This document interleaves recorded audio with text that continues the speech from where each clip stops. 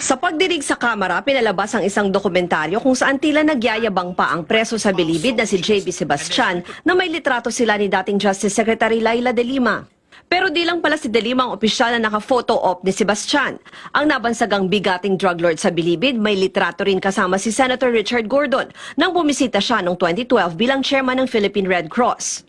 May larawan din si Sebastian kasama si dating Muntinlupa Representative Rodolfo Biazon, dating Justice Undersecretary Francisco Baraan III at mga opisyal ng COMELEC. May ilang litrato rin si Sebastian sa iba't ibang okasyon kasama sina dating Bureau of Corrections Director, retired Lieutenant General Gaudencio Pangilinan at NBP Superintendent Richard Schwarzkopf.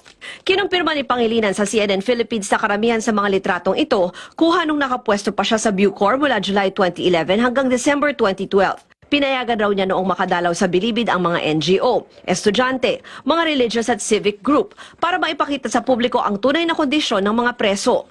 Si Sebastian raw ang nagsilbi noong tagapagsalita ng mga preso kaya siya ang karaniwang humaharap sa mga bisita. Ang mga litrato ay galing sa Facebook page na Change is Possible. Nakausap ng CNN Philippines ang administrator nito na nagbigay ng pahintulot na gamitin ang mga litrato pero tumanggi siyang humarap sa kamera. Ang Change is Possible raw ay binubuo ng mga kaanak at kaibigan ng mga preso at iba pang grupo sa loob ng Bilibid, kasama na ang ilang malalapit kay Sebastian. Sabi ni Justice Secretary Vitaliano Aguirre, di raw maikakailang mula pa noon na nanatiling maimpluwensya si Sebastian sa loob ng Bilibid. Si Sebastian ang leader ng Sige-Sige Commando Group. Base sa testimonya ng mga kasamahan niyang preso, malapit umano si Sebastian kay De Lima at siya pang nangunguna sa bentahan ng droga sa loob ng Bilibid para makapangalap ng pondo para sa senatorial campaign ni De Lima. He is the most powerful. Kinatatakutan siya. His words are the law. Kasi nga, because of perceived, hindi lang perceived, because of his closeness to Secretary De Lima. Pero mariing tinanggi ni De Lima ang umano'y koneksyon nila ni Sebastian. Binunyag ng senadora, isa rin daw government asset si Sebastian. Sa isang video noong 2014 kung saan kausap ni Sebastian, sinooy NBP Chaplain Monsignor Roberto Olaguer, nagpahaging na rin si Sebastian tungkol dito. Kung sakaling iniisip nila na ako ay tawiwit, kung meron mo akong binibigay na impormasyon, kapalit ng pribilehiyong kung anumang iniisip nila na ako ay pinoproteksyonan dito, alam naman ho ng lahat kung ano nangyayari rito. Hindi lang naman ho ito impormasyon na tanging ako lang ang nakakalam. Pero giit ni Aguirre, di raw asset ng gobyerno si Sebastian. Para naman sa House Committee on Justice na nag-iimbestiga sa umano'y malawakang bentahan ng droga sa Bilibid, mahalagang isiwalat ni Sebastian ang mga nalalaman niya.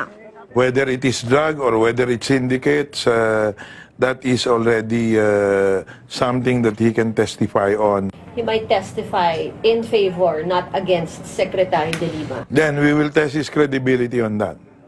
That is the role of Congress. Binubuno ni Sebastian ang dalawang sentensya na habang buhay na pagkabilanggo dahil sa pagkidnap sa isang negosyante at kasamahan nito, pati na para sa carnapping kaugnay nito. Ruth Cabal, CNN Philippines. Sabi ni Justice Secretary Vitaliano Aguirre, di raw maikakailang mula pa noon na nanatiling maimpluwensya si Sebastian sa loob ng Bilibid. Si Sebastian ang leader ng Sige-Sige Commando Group. Base sa testimonya ng mga kasamahan niyang preso, malapit umano si Sebastian kay De Lima at siya pang nangunguna sa bentahan ng droga sa loob ng Bilibid para makapangalap ng pondo para sa senatorial campaign ni De Lima. He is the most powerful. Kinatatakutan siya. His words are the law. Francisco Baraan III at mga opisyal ng COMELEC. May ilang litrato rin si Sebastian sa iba't ibang okasyon kasama sina dating Bureau of Corrections Director, retired Lieutenant General Gaudencio Pangilinan at NBP Superintendent Richard Schwarzkopf. Kinumpirma ni Pangilinan sa CNN Philippines na karamihan sa mga litratong ito kuha nung nakapwesto pa siya sa Bucor mula July 2011 hanggang December 2012. Pinayagan raw niya noong makadalaw sa Bilibid ang mga NGO, estudyante, mga religious at civic group. Sa pagdinig sa Kamara, pinalabas ang isang dokumentaryo kung saan tila nagyayabang pa ang preso sa Bilibid na si JB Sebastian na may litrato sila ni dating Justice Secretary Laila De Lima. Pero di lang pala si De Lima ang opisyal na naka-photo op ni Sebastian. Ang nabansagang bigating drug lord sa Bilibid, may litrato rin kasama si Senator Richard Gordon nang bumisita siya noong 2012 bilang chairman ng Philippine Red Cross. May larawan din si Sebastian kasama si dating Muntinlupa Representative Rodolfo Biazon, dating Justice Undersecretary, para maipakita sa publiko ang tunay na kondisyon ng mga preso. Si Sebastian raw ang nagsilbi noong tagapagsalita ng mga preso kaya siya ang karaniwang humaharap sa mga bisita.